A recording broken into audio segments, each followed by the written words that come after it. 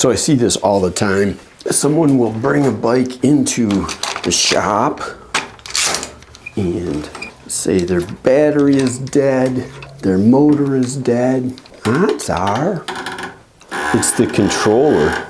Odds are it's the controller. I'm hoping it'll stay in there. Think of the controller as like the brain of your e-bike. Today we're going to go through removing and installing the controller on this e-bike. I'm also going to provide the tips that will stop you from killing that new controller and get this in and get your bike rolling smooth again. So what tools do you need? Screwdrivers, I got a flashlight, maybe some clippers and some needle nose just in case. I also got some replacement zip ties. Let's get at doing the little safety stuff, which is taking this battery out. Oh, I hate this bike. Lots of things to learn on this bike. So the controller, located down in the lower section of the frame below the battery. This is a pretty common spot for controllers on bikes. Let's do the one other thing we need to do is disconnect our power cable to the motor itself. Snip it off and pull it apart. Always, always, always note arrows on all of these. Number one thing that can make things go bad is bending the pins that are on either the motor or the connections that are going to be inside on that controller itself. All right. 2 screws holding this battery support in. I will usually drop these on the floor. Remove the screws, give us some access to that compartment on the frame. Alright, you ready? Reach in. It could be wrapped in foam, it could be strapped in, but this is our controller. This is it. Now if you look over here, this is our wire. You can see I'm pulling that through. First things first, red and black. These guys are the main power. Now they might look like a different connector. You know what? Let me show you what it could look like over here. Everybody should have extra bike motors. It might have a connector similar to that. I always like to disconnect that power first on my controller. So this is a controller, what it looks like. Back to this bike. So we got our power off. This is other accessories. There might be a light in here. It's not connected to anything on this bike. This one here, this is our cadence sensor. So on the crank is a sensor that tells you when the bike cranks are moving. This guy is our display and control. Up on the keypad, this runs up to that spot. And this longer one is our power to the motor. Now I just pulled that through.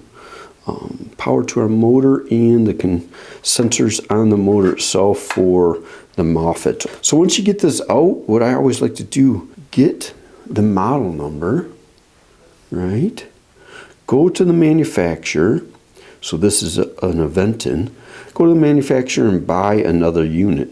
Should match up the same numbers, should have all the same connectors. But for an Aventon, that's the process. Model number, your model of your bike, go to the website, order your new controller, and put that back in. So once you get your new one, start hooking stuff up. So in the bike shop, there are 4 things that I see all the time that happens when people start playing with these controllers, burning them up. Number 1, bending those pins. The pins inside these connectors can be pretty fragile. Line up those arrows and correctly install these plugs. The other one is buying the wrong size controller itself. This is for a 48 volt input.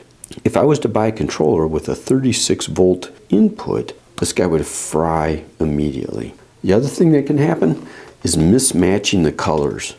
I can almost guarantee you if you put your red and your black together on these bikes, you're gonna burn that up immediately. Don't mismatch the colors on the plugs. Another one that happened the other day, someone came in and they powered up the controller away from the battery, right? They were testing things inside the pin with the power on this. They didn't even connect the motor up. Immediately fried out this controller. So those are the 4 things I would caution you. Order from the manufacturer of the bike. Talk to the support people. Match up your model numbers. Get the right one for your bike.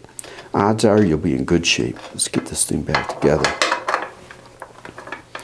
Red to red. Black to black. Make sure everything's snapped in good. Alright, we got one that's stuffed down in there. Making sure I'm lined up with my arrows. Now on this bike, this guy here has always been the problem because you gotta fish it through that hole underneath. Oh, come on. I wish I had longer fingernails. There we go. Got it. I like it.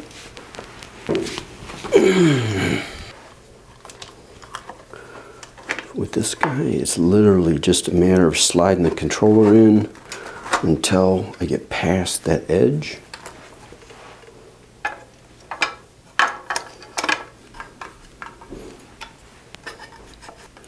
Again, lining up my arrows.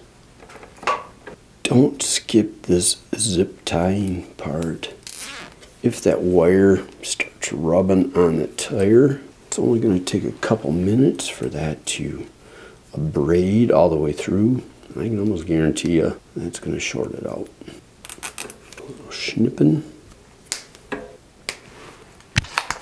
Got our wiring all plugged in, zip tied down. Let's give this guy a little test. Power on. Push a button. Alright, with this bike you need to activate it a little bit with pedal stroke.